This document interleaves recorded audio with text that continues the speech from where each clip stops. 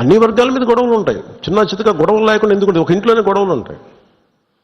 కానీ మన దేశం ఏర్పడిన విధానం మటుకు మరి అందరూ అవగాహన చేసుకోవాలి. ఎందుకంటే ఎందుకు నేను 3 రోజులు సంతాప దినాలుగా ప్రకటించిన ఆ బాధ నాకు తెలుసు ఎలా ఉంటుందో. అప్పటికి మధుసూదన్ గారు చనిపోయిన సంగతి కూడా నాకు తెలియదు. ఎందుకంటే నేను 86 నుంచి 89 దాకా మన్నయ్య గారి సునీ గారి సినిమాల్లో చాలాసార్లు మేము అక్కడికి వెళ్ళేవాళ్ళం. 3 to 4, 86 to 89. ఇంకా కశ్మీర్ ఉగ్రవాదం ఇంకా పైకి రానాలి, ఇంకా వచ్చి తొలి దశల్లో 89లో స్టార్ట్ అయింది. ఇంకా 90స్కి దాదాపు ఎన్ని వేల మందిని చంపేశారు. కొన్ని లక్షల మంది కశ్మీరీ పండిట్స్ని వలసపోయేలా చేశారు. అంటే ఆ రోజు కనుక కశ్మీరీ పండిట్ల వలసను కనుక ఆపుండగలిగితే, అంటే ఎప్పుడు ఒక అలక్ష్యం, ఇది నా సమస్య కాదు నా సమస్య కాదు వదిలేస్తే కశ్మీరీ పండిట్లు అక్కడే ఉంటారు, అక్కడే పుట్టారు, అక్కడే పెరిగారు. వేరే రాష్ట్రాల నుంచి కూడా రాలేదు, అందరూ అక్కడే పుట్టారు, అక్కడే పెరిగారు. లక్షలాది మంది కశ్మీరీ పండిట్స్ వలసలు వెళ్ళిపోయారు. నాకు పర్సనల్ ఎక్స్పీరియన్స్ ఏంటంటే 86, 89లో మేము షూటింగ్ల కోసం నేను కొంత ప్రొడక్షన్లో నేను పనిచేశాను. ఏదైనా కావాలంటే అవసరాలుగా మార్కెట్కి వెళ్ళేవాడు. శ్రీనగర్ మార్కెట్కి వెళ్తే ఫస్ట్ ఇయర్ బాగానే ఉంది, కానీ 86లో 87, 88కి చాలా ఇబ్బంది అయిపోయింది. ఇంకా 89 దగ్గరికి వచ్చేటప్పటికి షూటింగ్ జరుగుతుంటేనే గొడవలు అయిపోయాయి. 1-2 రోజులు త్వరగా ముగించుకొని వచ్చేస్తుంటే అప్పుడున్న కశ్మీరీ పండిట్ ఒక అతను చెప్పాడు, ఇంక మీరు రాలేరు ఇక్కడికి అన్నాడు. ఎందుకంటే మా మొహల్లాల్లో మా ఏరియాల్లో చాలా ఇబ్బందులు అయిపోతున్నాయి, మాకు ఇబ్బంది వచ్చేసరికి మీరు రాలేరు కళ్యాణ్ మీరు అని చెప్పాడు. అంటే ఆ రోజు నుంచి ఈ రోజు దాకా కశ్మీర్ ఎప్పుడు ఒక మండుతున్న సమస్య.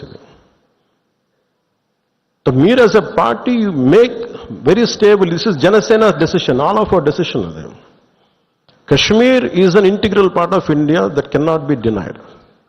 అది మీరు చాలా బలంగా మీరు మాట్లాడాలి. Kashmir is an integral part of India, it will be an integral part of India forever. ఎందుకంటే ఎందుకు మాట్లాడుతున్నానంటే కశ్మీర్ పేరు కశ్యప మహర్షి మీద వచ్చింది. అమర్నాథ్ టెంపుల్ కానీ, ఇక్కడి నుంచి కేరళ నుంచి కశ్మీర్కి శంకరాచార్య మఠం కానీ, తర్వాత మతాలు మారుండొచ్చేమో ప్రజలు, కానీ అందుకని మీరు దీన్ని చాలా బలంగా నమ్మాలి.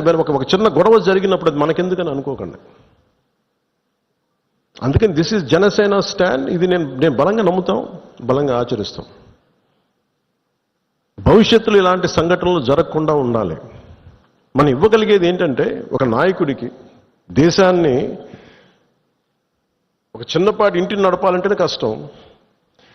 ఇన్ని రాష్ట్రాలు, ఇన్ని విభిన్నమైన సంస్కృతులు, ఇన్ని భాషలు, ఇన్ని పొలిటికల్ పార్టీస్, వీటన్నిటి మధ్య వైరుధ్యాల మధ్యలో ఒక ఏకాభిప్రాయంతో ఒక దేశాన్ని నడపాలి ఒక ప్రధానమంత్రికి అంటే ఎంత కష్టమైన పరిస్థితి అది. అలాంటి వ్యక్తులకి మనం ఇవ్వగలిగేది చిన్నపాటి ఊతం అంతే, చిన్నపాటి ఆసరా.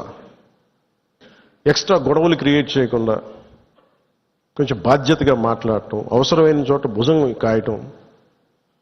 As part of NDA this is our responsibility.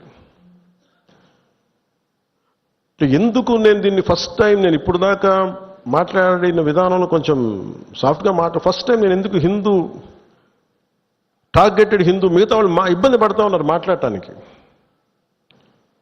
ఉగ్రవాదులు టార్గెట్ చేసి హిందువులను చంపారు, ఇది సత్యం అంతే. వాళ్ళు అన్న మాట నాతో ఏంటంటే, మధుసూదన్ గారి భార్య, ఇఫ్ ఆమె ముస్లిం నన్ను స్పేర్ చేసేవాళ్ళు సార్. నన్ను మేము చేసింది పాపం, బీయింగ్ హిందూ పుట్టడమా మేము చేసింది? కనీసం మా చేతుల్లో ఆయుధాలు కూడా లేవే, మేము సైనికులం కూడా కాదే మేము.